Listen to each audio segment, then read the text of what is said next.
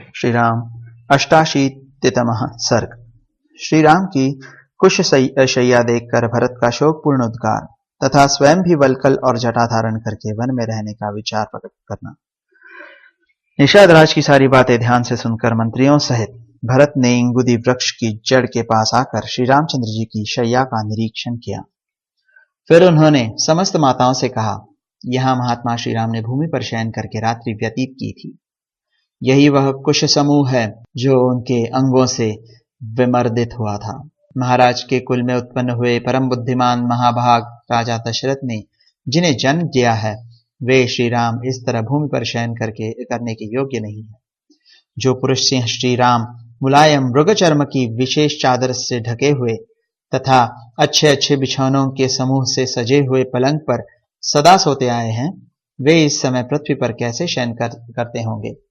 जो सदा विमानाकार प्रासादों के श्रेष्ठ भवनों और अट्टालिकाओं में सोते आए हैं तथा जिनकी फर्श सोने और चांदी की बनी हुई है, जो अच्छे बिछौनों से सुशोभित है, पुष्प राशि से विभूषित होने के कारण जिनकी विचित्र शोभा होती है, जिनमें चंदन और अगुरु की सुगंध फैली रहती है, जो श्वेत बादलों के समान उज्ज्वल कांति धारण करते हैं, जिनमें शुक समूहों का कलरव होता रहता है, जो शीतल हैं एवं कपूर आदि की सुगंध से व्याप्त होते हैं, जिनकी दीवारों पर स्वर्ण का काम किया गया है तथा जो ऊंचाई में मेरु पर्वत के समान जान पड़ते हैं, ऐसे सर्वोत्तम राजमहलों में जो निवास कर चुके हैं, वे श्री राम वन में पृथ्वी पर कैसे सोते होंगे।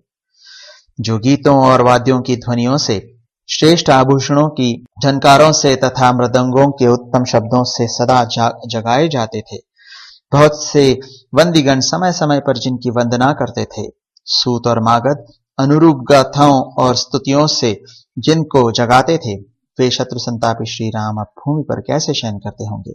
यह बात जगत में विश्वास के योग्य नहीं है। मुझे यह सत्य नहीं प्रतीत होती। मेरा अंतःकरण अवश्य ही मोहित हो रहा है। मुझे तो ऐसा मालूम होता है कि यह कोई स्वप्न है। निश्चय ही काल के समान प्रबल कोई दूसरा देवता नहीं है, जिसके प्रभाव से दशरथ नंदन श्री राम को भी इस प्रकार भूमि पर सोना पड़ा। उस काल के ही प्रभाव से विदेह राज की परम सुंदरी पुत्री और महाराज दशरथ की प्यारी पुत्र वधू सीता भी पृथ्वी पर शयन करती है। यही मेरे बड़े भाई की शैया है। यही उन्होंने करवटें बदली थी।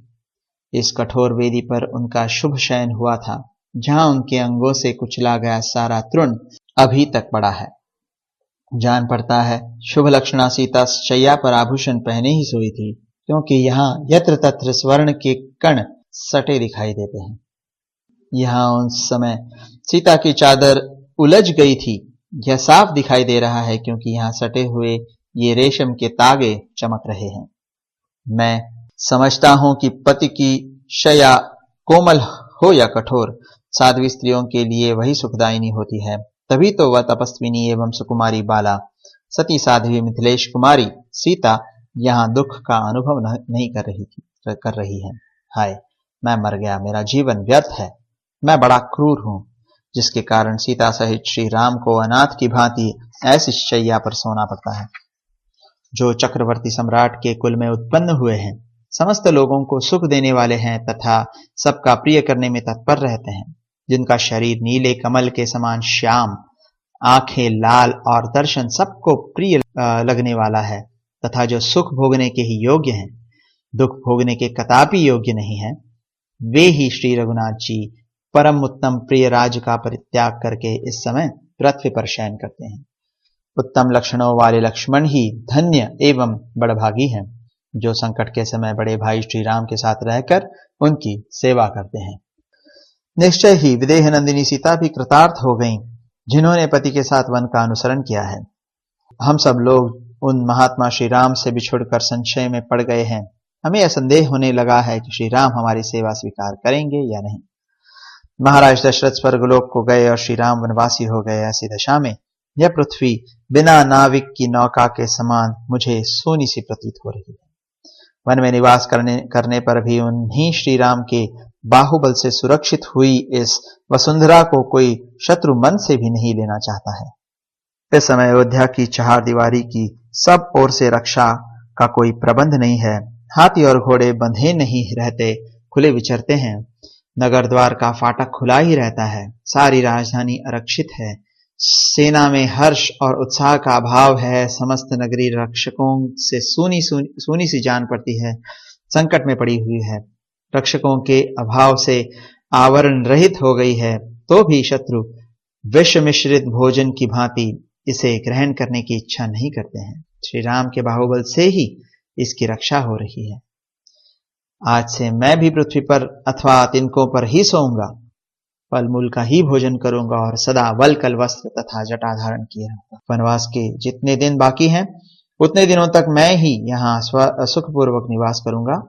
ऐसा होने से आर्य श्री राम की हुई प्रतिज्ञा झूठी नहीं होगी।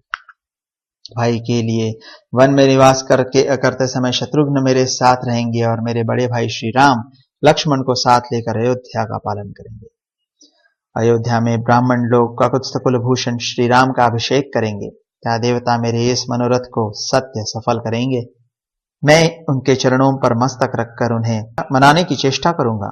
यदि मेरे बहुत कहने पर भी वे लौटने को राजी न होंगे, तो उन वनवासी श्री राम के साथ मैं भी दीर्घ काल तक वहीं निवास करूंगा। वे मेरी उपेक्षा नहीं करेंगे। इस प्रकार श्री वाल्मीकि निर्मित रामायण आदि काव्य के अयोध्या कांड में 88वां सर्ग पूरा हुआ।